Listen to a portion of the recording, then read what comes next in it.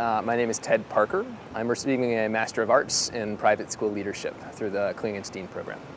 I had been teaching already for 5 years when I sent in my application for Teachers College. I'm in private schools, and generally in private schools they expect you eventually to end up with a master's degree. We don't need certification like in the public sector. But usually it would be a content specialty degree. I've been an English and history teacher, and so the traditional route would have been for me to do an English or history master's.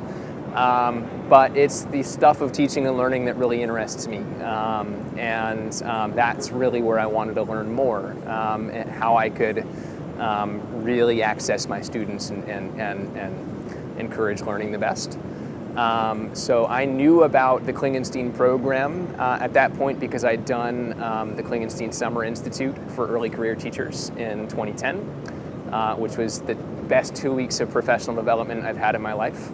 And I'd always told myself, if I do a degree in education, I really wanted to be with the Klingenstein Center. And I was really thrilled to be accepted to the year-long program.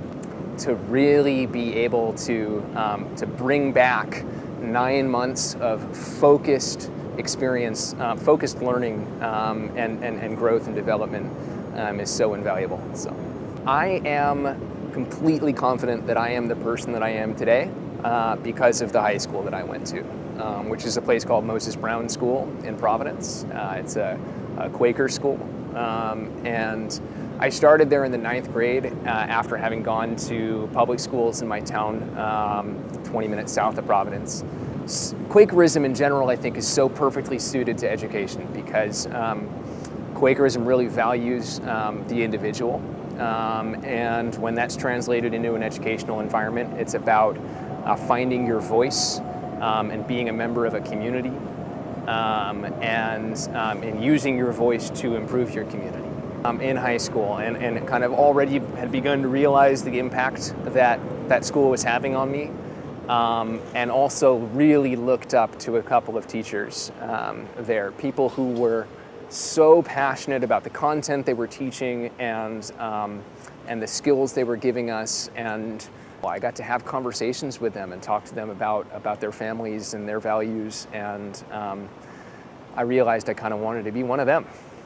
So I went to Middlebury College knowing that I wanted to be a teacher, studied English and history, applied specifically to teaching jobs and only teaching jobs coming out, and was really, really lucky to land one. When I arrived at King in 2010, I was very much more of my students' generation than many of my colleagues, and was much more of a digital native than a lot of my colleagues. And so I just thought of myself as an English teacher at the time, but people started asking me questions about the website that I had and the way that I was grading students' work electronically, and it really just kind of became the foothold that I had into school leadership, and a really great way for me to empower my colleagues. And I knew when I was empowering my colleagues that I was affecting more students than I could by just teaching, 14 or 16 or 18 at a time on my own.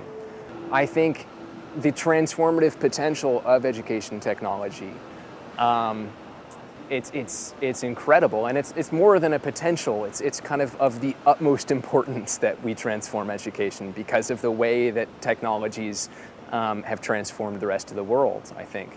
This isn't about adding technologies beside what we're doing, but it's about how technologies might empower us to do things that just never would have been possible before. So I'm returning to King Low Haywood Thomas, which is a pre-K to 12 independent day school, about 700 students in Stamford, Connecticut, where we have, I think in a really thoughtful way, restructured the way that we look at technology leadership. We have now kind of 3 branches of technology from the IT side, the computer science and digital applications, which we're saying is kind of the multimedia creation part. And then my title is Director of Digital Literacy and Innovation. And so I'm going to be responsible for developing a curriculum scope and sequence, looking at what is digital literacy, and what do we think that our graduates are going to need in terms of internet research skills, in terms of technology fluencies, in order to be able to live and work happily and productively in a radically different world.